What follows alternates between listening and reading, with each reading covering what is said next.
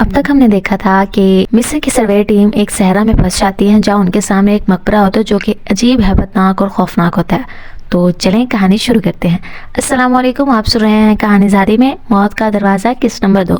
एक हैरत ज़दा कर देने वाली बात ये थी कि पार्टी के लोगों को बावजूद कोशिश के मकबरे में दाखिल होने का रास्ता नहीं मिल रहा था। बलाखिर इन्हें नहायत ऊंची जगह पर बनी हुई संगी जालियां नजर आ गईं जो नहायत ही मजबूत थी। इन्हें बड़ी मुश्किल से तोड़कर अंदर जाने का रास्ता बनाया गया, लेकिन वो रास्ता इतना तंग था कि इसमें एक आदमी बामुश्किल दाखिल हो सकता था। काफ़ी सोच विचार के बाद पार्टी के सरबराह ने एक नहायत ही माहिर और तजर्बाकार कारकुन को बड़ी मुश्किल से मकबरे के अंदर जाने को तैयार किया, क्योंकि तमाम कारकुनान मकबरे की हैबत देखकर ही खौफजदा हो गए थे। हर कोई वापस जाने का ख्वाहिशमंद था, मगर अपने इंचार्ज की मर्जी के खिलाफ कोई कदम उठाने का मिजाज न था। अब मकबरे के अंदर जाने को कोई भी तैयार न था, क्योंकि मकबरे की जालियां तोड़ते वक्त इन्हें अंदाजा हो गया था कि इस मकबरे के अंदर जाना खतरे से खाली नहीं है। बलाखिर एक कारकुन जरूरी आलात से लैस होकर रस्सी की सीढ़ी की मदद से मकबरे में दाखिल होने को तैयार हो गया। जब वह इस सुराख से अंदर दाखिल हुआ तो मकबरे के अंदर खूब अंधेरा था। इसने टॉर्च जलाकर जायजा लिया तो इसे हैरत का शदीद झटका लगा। वो एक बहुत बड़े तहखाने में खड़ा था।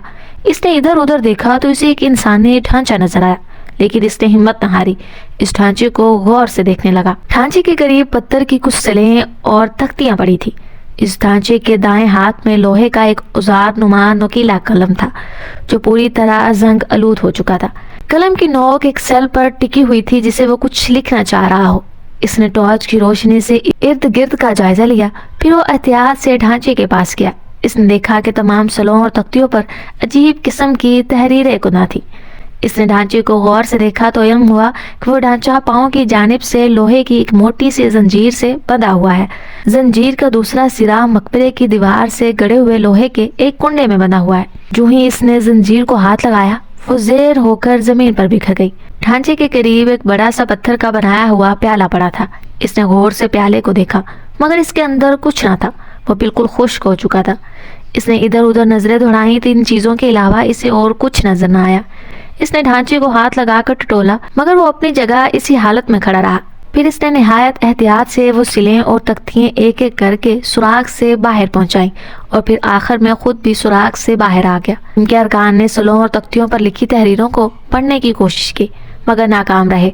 फिर भी वो सब खुश थे कि उन्होंने किसी अहम मकबरे का सुराग लगा लिया है। सर्वे टीम बड़ी मुश्किलों से इन सलों और तख्तियों को संभाल कर वापस काहिरा पहुंची तो इनका नहायत ही गर्म जोशी से इस्तकबाल किया गया। फिर ये फैसला किया गया कि इनमें से आधी सलें और तख्तियाँ प्रोफेसर ख़याम को और आधी प्रोफेसर सिकंदर और लैला को भेजी जाएं, क्योंकि वो काफ़ी ज़्यादा तादाद में थी। फिर ये फैसला मनसूख कर दिया गया और इन सब सलों और तख्तियों की बड़ी और नुमाया तस्वीरें बनाई गई। इन तस्वीरों में इनकी लिखाई वाज़िया थी। इन तस्वीरों की एक एक कॉपी दफ्तर के रिकॉर्ड में रखी गई और एक एक कॉपी प्रोफेसर सिकंदर और लैला को भेजी गई, जबकि असली सिलें और तख्तियाँ प्रोफेसर ख़याम को भेजी गई। इनके साथ इन दोनों को एक एक खत लिखकर तमाम तफसीलात बता दी गई। ये तख्तियाँ इनको कहाँ से और कैसे मिली।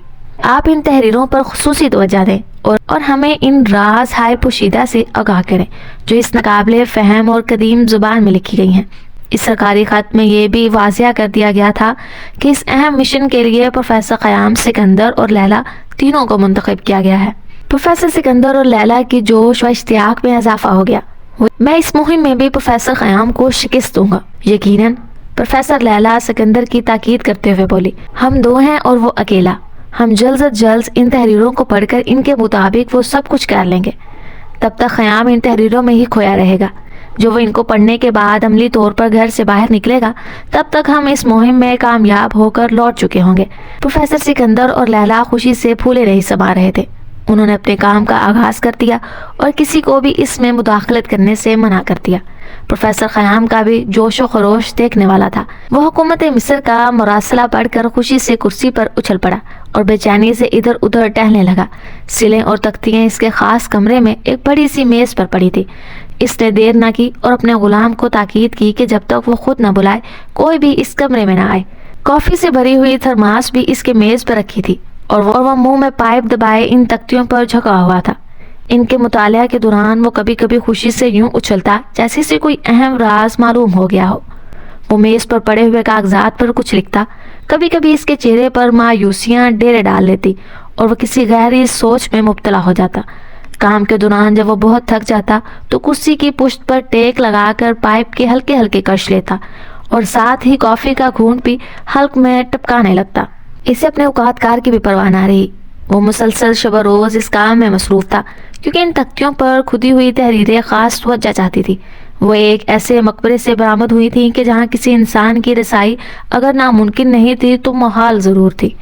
جو پروفیسر خیام کو تختیوں اور سلوں کی عبادت سمجھ آ رہی تھی تو اس کے چہرے پر مسکراہٹ پھیلتی جا رہی تھی، کیونکہ وہ جانتا تھا کہ اکثر تحریروں میں فرعون کی رنگین داستان حیات یا ان روح فرسا مظالم کی روداد ہوتی جو اس نے اپنی رایا پر توڑے تھے، یا پھر اس کے کسی بہت بڑے خزانے کا راز ہوتا تھا۔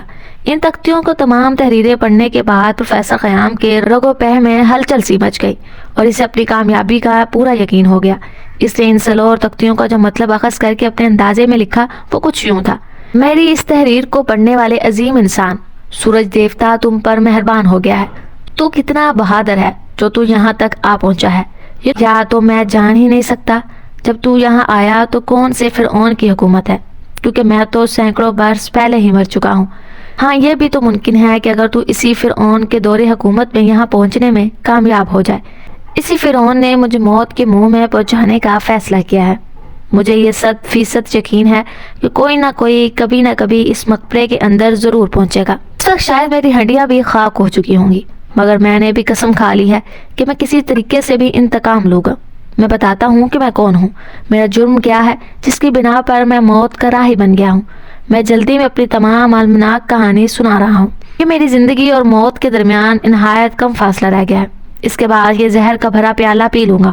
میں فن تعمیر کا نہایت ہی قابل ماہر جانا جاتا ہوں، اس لیے کہ مجھے فرعون کے دربار میں ایک اعلیٰ مقام حاصل تھا۔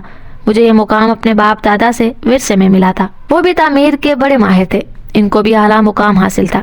ایک روز میں کسی کام کے سلسلے میں فرعون کے کمرے میں گیا تو وہ کچھ پریشان سا لگ رہا تھا۔ مجھے دیکھتے ہی بولا، آؤ آؤ، میں تمہارا ہی انتظار کر رہا تھا۔ اس کے کمرے میں اور کوئی نہ تھا۔ اس نے مجھے بیٹھنے کو کہا۔ میں بیٹھ گیا تو کہا، مجھے تم سے ایک کام لینا ہے، کیا تم میری مدد کرو گے؟ آپ حکم کریں، خداوند میں آپ کے کام آ کر خوشی محسوس کروں گا۔ میں نے تعظیم کے ساتھ عرض کیا، فی الوقت اتنا ہی، اگلی قسط میں دیکھتے ہیں مزید کیا ہوتا ہے، تب تک کے لیے انتظار کریں۔ اللہ حافظ۔